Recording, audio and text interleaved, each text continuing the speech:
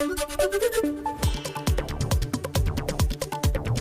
में अब दुकानें रात 8 बजे तक ऑड इवन के हिसाब से ही खुलेंगी। मेट्रो और बसें आधी क्षमता के साथ चलेंगी। 50% क्षमता के साथ खुलेंगे restaurant, school, college, cinema hall, gym, spa बंद रहेंगे। सैलून खुल सकते हैं।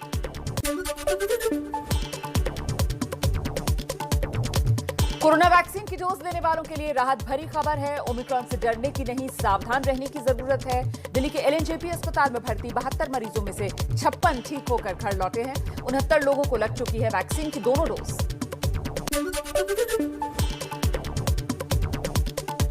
दिल्ली के आरएमएल अस्पताल के बाहर मरीज भटक रहे हैं। डॉक्टर्स की हड़ताल से मरीजों को नहीं मिल रहा इलाज।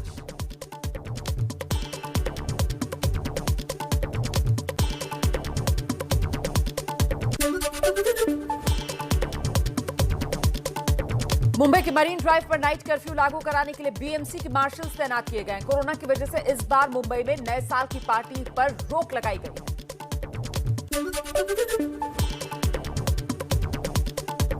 उत्तर प्रदेश में भी तेजी से बढ़ रहा है कोरोना। 24 घंटे में नोएडा में 28 मरीज सामने आ गए। उत्तर प्रदेश को कोरोना प्रभावित राज्य घोषित किया गया।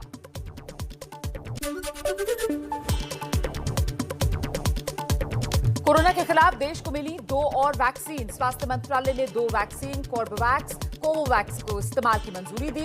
एंटीवायरल ड्रग मेलनुपिरावीर की इमरजेंसी यूज को भी हरी झंडी।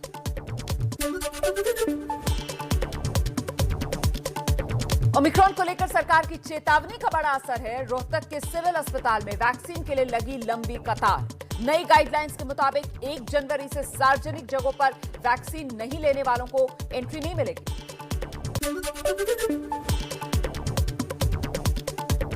महाराष्ट्र के नागपुर में 15 से 18 साल के युवाओं को वैक्सीन लगाने की तैयारी शुरू। 3 जनवरी से टीनेजर्स को लगेगी वैक्सीन।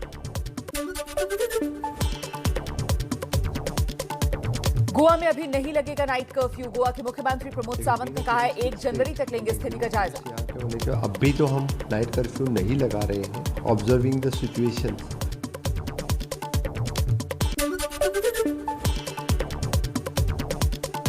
मध्य प्रदेश के छतरपुर में महा वैक्सीनेशन को लेकर फर्जीवाड़ा सामने आया। मृत व्यक्तियों को ही लगी कोरोना वैक्सीन की दूसरी डोज। सर्टिफिकेट जारी हो गए।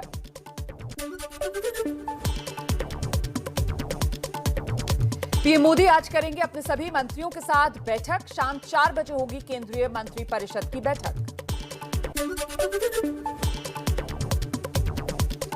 चुनाव आयोग की टीम उत्तर प्रदेश के दौरे पर। आज दूसरा दिन चुनाव आयोग के अधिकारियों ने डीएम और एसपी को बैठक के लिए बुलाया।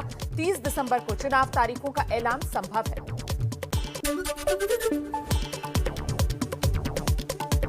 नीट पीजी की काउंसलिंग जल्द कराने के केंद्रीय स्वास्थ्य मंत्री के आश्वासन के बाद आज से काम पर लौटेंगे एम्स आरडीए के डॉक्टर्स। फोड़ा की हड़ताल जारी रहेगी। कुछ और अहम खबरों का रुख कर लेते हैं इसी तरह फटाफट अंदाज में। महात्मा गांधी का अपमान करने वाले ढोंगी बाबा कालीचरण पर महाराष्ट्र के अकोला में एफआईआर दर्ज। अकोला का ही रहने वाला है आरोपी बाबा। इत्र कारोबारी से मिले कैश पर वार पलटवार जारी। कानपुर की रैली में विपक्ष पर बरसे प्रधानमंत्री मोदी। नोटों का जो पहाड़ जो पूरे देश ने देखा, वही उनकी उपलब्धि है, यही उनकी सच्चाई है।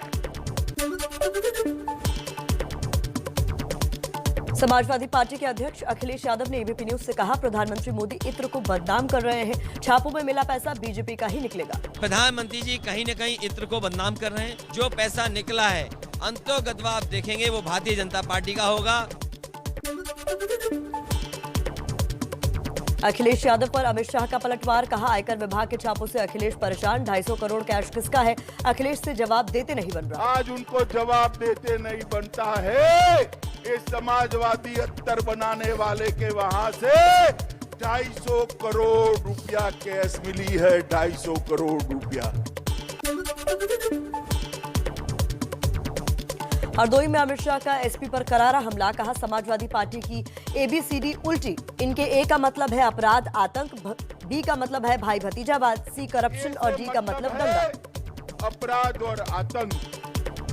बी से मतलब है भाई भतीजावाद, सी से मतलब है करप्शन और डी से मतलब है दंगा।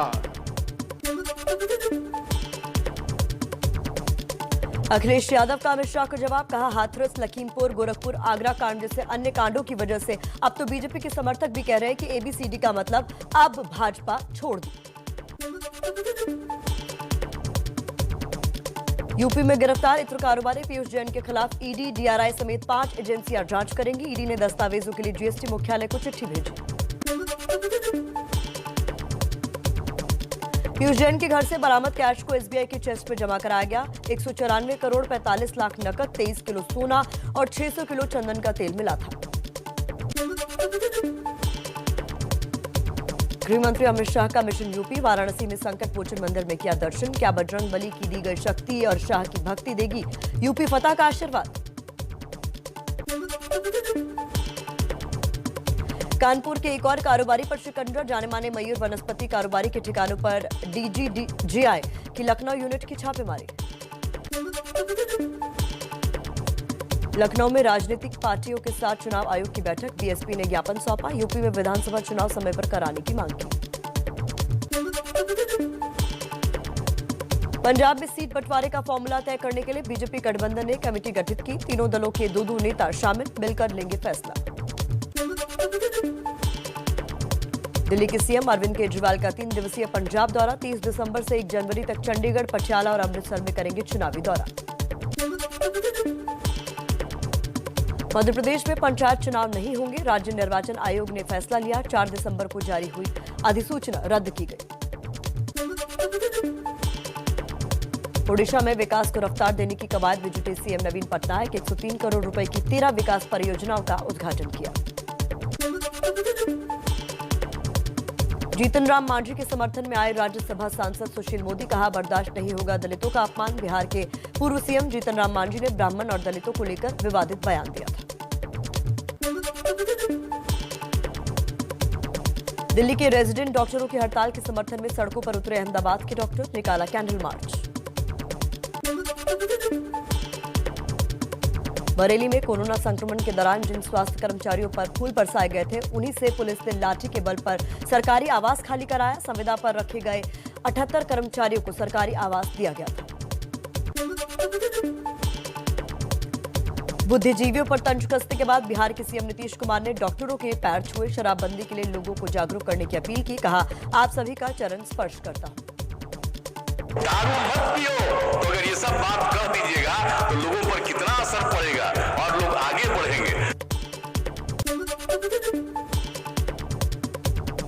अंडमान निकोबार में महसूस हुए भूकंप के झटके, रिक्टर स्केल पर 4.3 रही भूकंप की तीव्रता।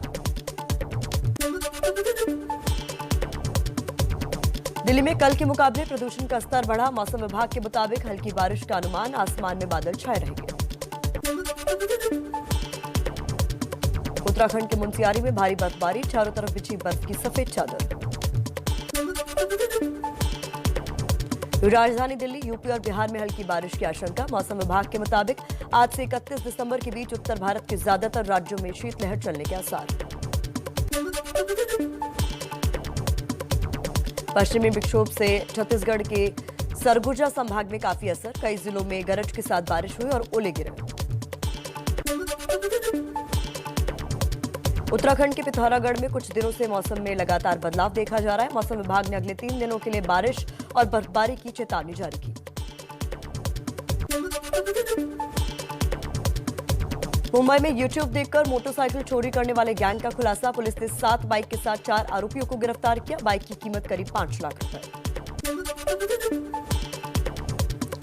बिहार के बांका में दर्दनाक हादसा, राजाबर गांव में गैस सिलेंडर फटने से 5 नाबालिगों की मौत। खाना बनाते समय सिलेंडर फटा। लुधियाना बम धमाका मामले में जर्मनी में गिरफ्तार जसविंदर मुल्तानी कोर्ट में पेश। जसविंदर से पूछताछ में पता चला है कि पाकिस्तान की कोशिश पंजाब में चुनाव से पहले सांप्रदायिक हिंसा फैलाने की थी। एमपी के छिंदवाड़ा में बिजली गिरने से एक ही परिवार के 3 लोगों की मौत। खेत में काम करने के दौरान बिजली गिरने से झुलसे थे दादा दादी और पोता। चीन की सीमा के पास पूर्वी सिक्किम में डोकला रोड पर नए ब्रिज का रक्षा मंत्री राजनाथ सिंह ने उद्घाटन किया। बीआरओ के इस पुल पर टैंक भी आसानी से दौड़ सकते हैं। कोरोना से संक्रमित बीसीसीआई के अध्यक्ष सौरव गांगुली की हालात पहले से बेहतर। ओमिक्रॉन का पता लगाने के लिए जीनोम सीक्वेंसिंग के लिए भेजा गया सैंपल। सेंचुरियन टेस्ट मैच का रिमोट कंट्रोल टीम इंडिया के हाथों में है। खेल के तीसरे दिन के बाद कुल 146 रनों से आगे भारत, अभी बचे हैं 9 विकेट। सेंचुरियन टेस्ट मैच के तीसरे दिन पहली पारी में दक्षिण अफ्रीका 197 रनों पर सिमट गई और पहली पारी में भारत के 130 रनों की लीड मिली थी। मोहम्मद शमी ने बनाया टेस्ट में 200 विकेट का कीर्तिमान। शमी ने करियर के 55वें टेस्ट में यह खिताब हासिल किया। 200 टेस्ट विकेट लेने वाले 5वें भारतीय तेज गेंदबाज बने शमी। ऋषभ पंत टेस्ट क्रिकेट में सबसे तेज 100 शिकार हासिल करने वाले भारतीय विकेटकीपर बने। 26 टेस्ट मैचों में यह मुकाम हासिल किया। धोनी और रिद्धिमान साहा ने 36 टेस्ट मैचों में 100 शिकार पूरे किए थे। प्रो कबड्डी लीग में मंगलवार पटना पायरेट्स की टीम ने पुनेरी पल्टन को 38-26 अंक से हराया। हरियाणा स्ट्रेलर्स ने रोमांचक मुकाबले में तेलुगु टाइटंस को 39-37 अंक से मात दी। पॉइंट टेबल में दबंग दिल्ली फिलहाल टॉप और पटना दूसरे नंबर पर है। ब्राजील में भारी बारिश से 116 शहर बाढ़ की चपेट में। 4,70,000 लोग बाढ़ से बुरी तरह प्रभावित।